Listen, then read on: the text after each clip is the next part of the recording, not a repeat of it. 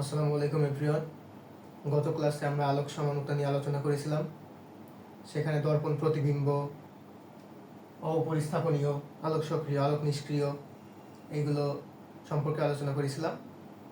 তো আজকের ক্লাসে আমরা এনানসিওমার, রেসিমিক মিশ্রণ, ডায়াস্টেরিওমার এবং মেসোযৌগ সম্পর্কে আলোচনা করব। তো প্রথমে এনানসিওমারে আসি। এনানসিওমার হতে হলে প্রথমে হতে হবে দর্পণ প্রতিবিম্ব। তো দর্পণ প্রতিবিম্ব হচ্ছে একটা দর্পণের সামনে যদি আমরা বাম হাত রাখি তাহলে ওই দর্পণে ডান হাতের মতো একটা শেপ দেখতে পারবো, অথবা আমরা চিনতে পারবো যে এই দুইটা যোগের মধ্যে যদি একটা দর্পণ রাখি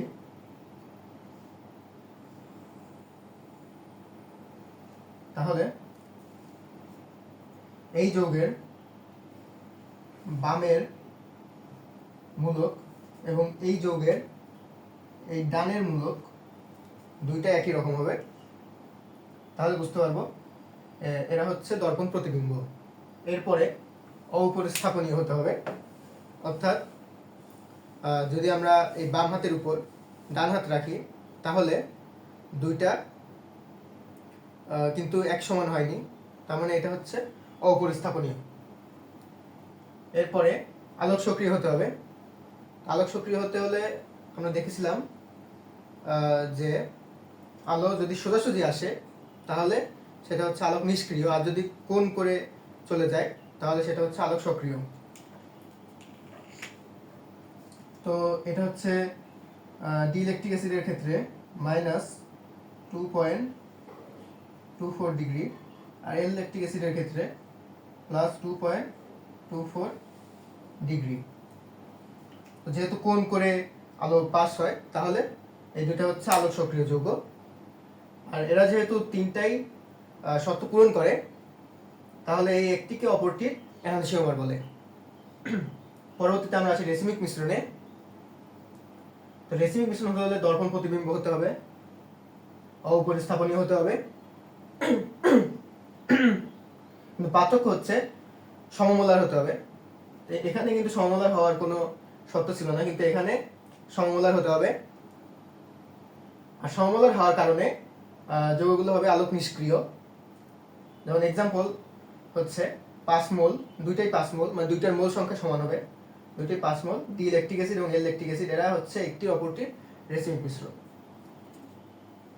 ডায়াস্টেরিওমার, ডায়াস্টেরিওমারের ক্ষেত্রে এরা হচ্ছে দর্পণ অপ্রতিবিম্ব।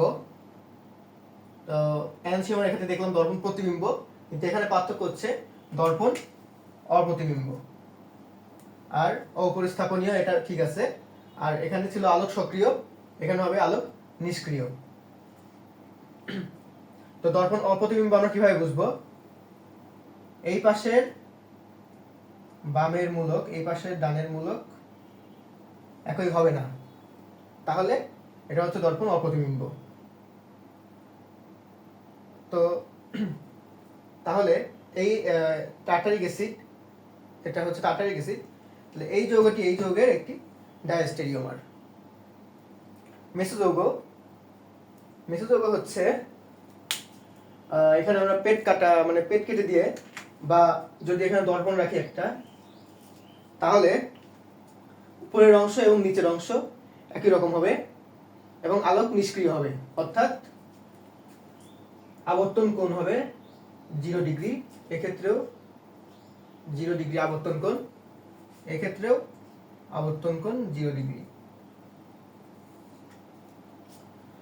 তো এক্সাম্পল, এটা টার্টারিক অ্যাসিড, যদি আমরা পেট কেটে দিই বা এখানে যদি একটা দর্পণ রাখি মাঝামাঝি, তাহলে এই পাশ এবং এই পাশ একই রকম।